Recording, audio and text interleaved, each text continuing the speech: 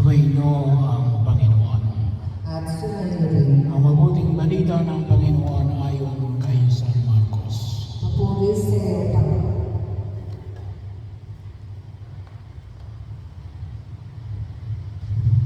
Noong panahon yung nakarating kay Haring Herodes ang balita tungkol kay Jesus.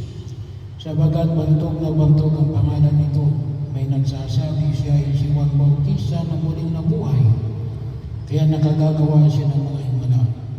May nagsasabi naman siya ay si Elias, siya ay propeta, katulad ng mga propeta noong una, hanang iba pa.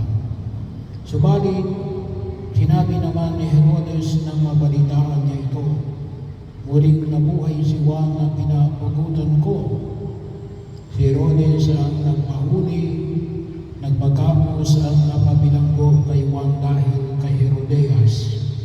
Ang babaeng ito'y asawa ni Felipe na kapatid ni Herodes. Ngunit kinakasama niya. Laging sinasabi sa kanya ni Juan, hindi madumi. Nakunin ninyo ang asawa ng inyong kapatid. Kaya si Herodias ay nagkimkim ng galit kay Juan.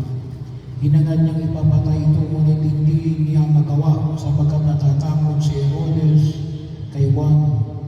Alam niya ito'y taong matuwid at banal, kaya ipinagsasangkalan niya. Gusto niyang makinig kay Juan, bagaman lagi siyang nababagabag sa mga sinasabi nito. Sa wakas ay nagkaroon ng pagkakataon si Herodias na anyayaan ni Herodes ang kanyang karawan, ang kanyang mga kagawad, mga pinuno ng hukbo at mga pangunahing mamamayan ng Galilea. Pumasok ang anak na babae ni Herodias at nagsayaw. Labis na nasiyahan si Herodes at ang mga panauhin. Kaya sinabi ng hari sa dalaga, hingin mo sa akin ang anumang ibig mo at ibibigay ko sa iyo. At isinumpa pa niyang ibibigay kahit ang kalahati ng kanyang kaharian kung ito ang hihilingin.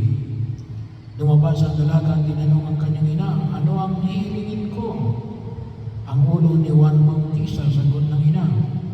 Dali-dali nagbalik ang dalaga sa kinaroroonan ng hari. Ang ibig ko po ibigay ninyo sa akin na hindi sa isang pinggan ang ulo ni Juan Bautista, sabi niya. Labis na nalungkot ang hari, ngunit dahil sa kanyang sumpa na narinig ng kanyang mga panauhin, hindi niya matanggihan ang dalaga. Kaagad niyang iniutos ang isang bantay na dalhin sa kanyang ulo ni Juan. Sumunod ang bantay at pinugutan si Juan sa bilangguan. Inilagay ang ulo sa isang pinggan at ibinigay sa dalaga. Ibinigay naman iyon ang dalaga sa kanyang ina.